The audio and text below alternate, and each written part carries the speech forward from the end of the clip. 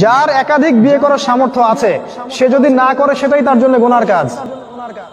জি, এই কথাগুলো বলার সাহস পায় না অনেকে, এই কথাগুলো বলার সাহস হয় না, আলেমদেরই হয় না। দুইটা বিয়ে করলে মানুষ আবার কি মনে করবে, আমার মনে হয় চরিত্রের সমস্যা ইত্যাদি ইত্যাদি। আরে বোকা, তাহলে কোরআনের মধ্যে 4টা বিয়ের কথা আসলো কেন? আল্লাহ পাক কি এমনি এমনি আয়াত নাযিল করলেন নাকি? আল্লাহ পাক খুব ভালো করেই জানেন ছেলেদের চেয়ে মেয়েদের সংখ্যা বেশি হবে, অনেক ছেলে মারা যাবে, মেয়েরা সমাজে বেঁচে থাকবে। কত অসংখ্য এতিম মেয়ে সমাজে পড়ে আছে, অসংখ্য বিধবা মেয়ে সমাজে পড়ে আছে। ওদের দায়িত্ব নিতে হবে না? কে নিবে ওদের দায়িত্ব? যদি ছেলেরা দায়িত্ব না নেয় কে দায়িত্ব নিবে? ওই মেয়েগুলা কি সমাজের প্রজাপতি হয়ে থাকবে? ওরা কি পতিতালয়ের সম্পত্তি হবে? ওদের অধিকার নাই। এখানে অধিকার দিলে আমরা চরিত্র খারাপ হয়ে যায়। আর এদের সাথে তোমরা সারা দেশে এবং বিশ্বে জেনা করে বেড়াচ্ছ, এগুলাতে চরিত্র খারাপ হয় না। একটা ছেলে বিয়ে করার পরেও 10টা মেয়ের সাথে পরকীয়া করে, এটাতে চরিত্র খারাপ হয় না। কিন্তু যদি আরেকটা বিয়ে করে তখন সমাজের মানুষ তাকে বাঁকা চোখে দেখা শুরু করে। এটা জাহিলিয়াত, এটা পুরো সম্পূর্ণ মক্কার জাহিলিয়াত চলছে। দ্রুত বিয়ে করো, বিয়ে করে আদর্শ পরিবার গঠন করবে।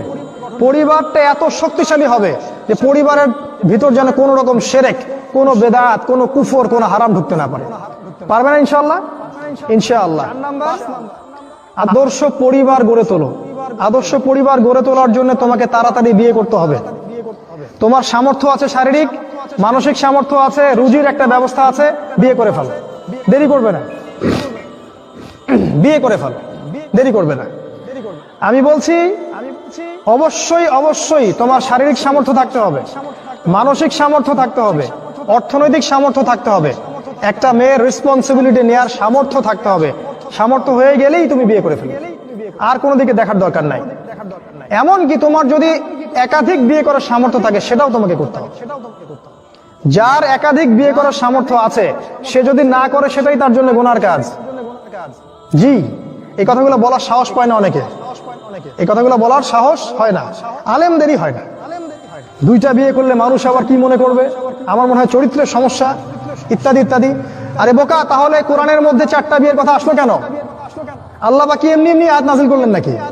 আল্লাহ পাক খুব ভালো করেই জানেন ছেলেদের চেয়ে মেয়েদের সংখ্যা বেশি হবে, অনেক ছেলে মারা যাবে, মেয়েরা সমাজে বেঁচে থাকবে। কত অসংখ্য এতিম মেয়ে সমাজে পড়ে আছে, অসংখ্য বিধবা মেয়ে সমাজে পড়ে আছে। ওদের দায়িত্ব নিতে হবে না? কে নিবে ওদের দায়িত্ব? যদি ছেলেরা দায়িত্ব না নেয় কে দায়িত্ব নিবে? ওই মেয়েগুলা কি সমাজের প্রজাপতি হয়ে থাকবে? ওরা কি পতিতালয়ের সম্পত্তি হবে? ওদের অধিকার নাই। এখানে অধিকার দিলে আমরা চরিত্র খারাপ হয়ে যায়। আর এদের সাথে তোমরা সারা দেশে এবং বিশ্বে জেনা করে বেড়াচ্ছ, এগুলাতে চরিত্র খারাপ হয় না। একটা ছেলে বিয়ে করার পরেও 10টা মেয়ের সাথে পরকীয়া করে, এটাতে চরিত্র খারাপ হয় না। কিন্তু যদি আরেকটা বিয়ে করে তখন সমাজের মানুষ তাকে বাঁকা চোখে দেখা শুরু করে। এটা জাহিলিয়াত, এটা পুরো সম্পূর্ণ মক্কার জাহিলিয়াত চলছে। দ্রুত বিয়ে করো, বিয়ে করে আদর্শ পরিবার গঠন করবে। পরিবারটা এত শক্তিশালী হবে যে পরিবারের ভিতর যেন কোনো রকম শিরক, কোনো বেদাত, কোনো কুফর, কোনো হারাম ঢুকতে না পারে। পারবে না ইনশাআল্লাহ? ইনশাআল্লাহ। ওই কথাগুলো ভিতর থেকে আসবেই না। আল্লামা ইকবাল একটা কবিতায় বলেছিলেন, जो बात दिल से निकलती है वो दिल पे असर करती है। যেই কথা মন থেকে বের হয় সেটা মনের মধ্যে আসর করে। যখন পর্নোগ্রাফিতে আসক্ত থাকবেন, মনটা হয়ে যাবে কলুষিত, করাপ্টেড, জুলুমাত, অন্ধকারে পরিপূর্ণ, অশ্লীল, নোংরা চিন্তা ভাবনা সবসময়। এই মানুষ, এই যুব সমাজ কখনো আল্লাহর পথে মানুষকে দাওয়াত দিতে পারবে না। খেয়াল করে দেখবেন, এখন অনেক ইসলামিক মানুষও পর্নোগ্রাফিতে আসক্ত। এই জরিপগুলো ইন্টারনেটে পাবেন, দেখবেন কোন দেশের থেকে বেশি ওয়েবসাইট ভিজিট করা হয়। দেখবেন এর মধ্যে বাংলাদেশও আছে, ভারত আছে, পাকিস্তান আছে, সুবহানাল্লাহ, আমাদের আরব কান্ট্রিগুলো আছে।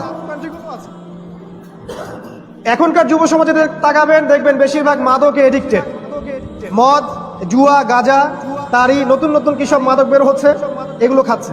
কারণ তারা মাদকের মধ্যে শান্তি চাচ্ছে, মাদক সেবনের মধ্যে তারা শান্তি চাচ্ছে, শান্তি খুঁজছে, পিস, ইন্টারনাল পিস, সাকিনা খোঁজে। কিন্তু তাদেরকে কেউ বোঝায়নি, তাদের বাবা, তাদের সমাজ, তাদের ধর্মনেতা বা রাষ্ট্রনেতা, যে না, এখানে সাকিনা নাই, সাকিনা আছে কোরআনের মধ্যে।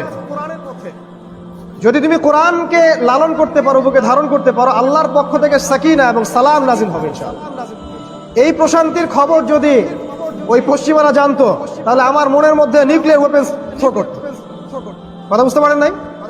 আল্লাহর পথে ফিরে আসলে এবং কোরআন কেন্দ্রিক জীবন গড়লে মনে যে শান্তিটা আসে, এই শান্তির কথা যদি ওরা জানতো, তাহলে আমাদের মনের মধ্যে বোম মারত। এখনকার যুব সমাজকে আপনি দেখবেন বেশিরভাগই জুয়া খেলছে, মাদক দ্রব্যের সাথে সংশ্লিষ্ট, বেশিরভাগই হারাম অ্যাফেয়ার্স। হারাম অ্যাফেয়ার্স মানে এই যে কো এডুকেশন, বান্ধবী, বয়ফ্রেন্ড, গার্লফ্রেন্ড কালচার, এবং এটা সহি প্রেম বলে চালিয়ে দিচ্ছে অনেকে। এগুলো চলবে না ভাই। এভাবে আমরা মূলত জেনায় লিপ্ত হচ্ছি। একদিনে কেউ জেনা করে না, আস্তে আস্তে আপনার বান্ধবীর সাথে পরিচয় হচ্ছে, কথা বিনিময় হচ্ছে, আস্তে আস্তে আপনি হ্যান্ড নোট এক্সচেঞ্জ করছেন, তারপরে মাঝে মাঝে দেখা করছেন, আস্তে আস্তে কফি খাচ্ছেন, দেখবেন এক পর্যায়ে আপনি একটা বড় ভুল করে ফেলছেন। এবং যখন একবার ভুল হয়ে যাবে তখন কিন্তু সংশোধনের আর সুযোগ থাকে না, ইল্লা মাশাআল্লাহ। যদিও বা এখন এই বিষয়গুলোকে খুব একটা গুরুত্ব দেওয়া হয় না। সেক্সুয়াল রিলেশনশিপ হতেই পারে, এটা ইচ্ছার স্বাধীনতা। একটা মেয়ে একটা ছেলে স্বেচ্ছায় যৌন মিলনে লিপ্ত হয়েছে, এটাকে ধর্ষণও বলা যাবে না। ঠিক আছে, আমরা একটা শব্দ বলবো, এটা জিনা। নিশ্চয়ই এই শব্দ আপনি ডিনাই করতে পারবেন না। আল্লাহ এবং তার রাসূল কোরআনে সুন্নাহয় বলেছেন আয-জিনা। আর এর শাস্তি সম্পর্কে আল্লাহ পাক কি বলেছেন? 80টা বেত্রাঘাত। নিশ্চয়ই আইনটাকে আপনি মৌলবাদী আইন বলবেন না। 80টা বেত্রাঘাতের কথা কোন সূরায় আছে? সূরাতুন নূরের মধ্যে আছে। সূরা নূরের মধ্যে কেন? সূরা নূর মানে হচ্ছে আলোর সূরা, যে সূরার উপর আমল করলে আপনি নূর পাবেন, আলো পাবেন। দুনিয়াতেও এই হেদায়েতের নূর দিয়ে পথ চলবেন, পরকালেও এই নূর আপনাকে পুলসিরাত পার করাবে ইনশাআল্লাহ। সূরা নূর এই আলোর সূরা। এই সূরার মধ্যে বলা আছে জেনা করো না, ব্যভিচার করো না, এই যে বেত্রাঘাতের শাস্তি, চক্ষু নিচু করো, ঘরে ঢুকলে সালাম দাও। সূরা নূর পড়েন, আপনি নূর খুঁজে পাবেন। সূরা নূরের মধ্যেই বলা আছে 80টা বেত্রাঘাতের কথা। এই জেনারেশনকে দিকে আপনি তাকাবেন, হারাম অ্যাফেয়ার্সে ভর্তি, এবং তারা অনেক সময় পাওয়ার বা ক্ষমতা অ্যাচিভ করতে চায়। এই জন্য এমন সব জায়গায় তারা ইনভলভ হয় যেগুলো ওদেরকে আল্লাহ থেকে দূরে সরিয়ে দেয়। তারা পলিটিক্যাল পাওয়ারের পিছনে ছোটে, সামাজিক পাওয়ারের পিছনে ছোটে, স্ট্যাটাসের পিছনে ছোটে। এক পর্যায়ে অন্য একটা মুসলিম ভাইকে মারামারি কাটাকাটি করতে ওদের হৃদয় কাঁপে না।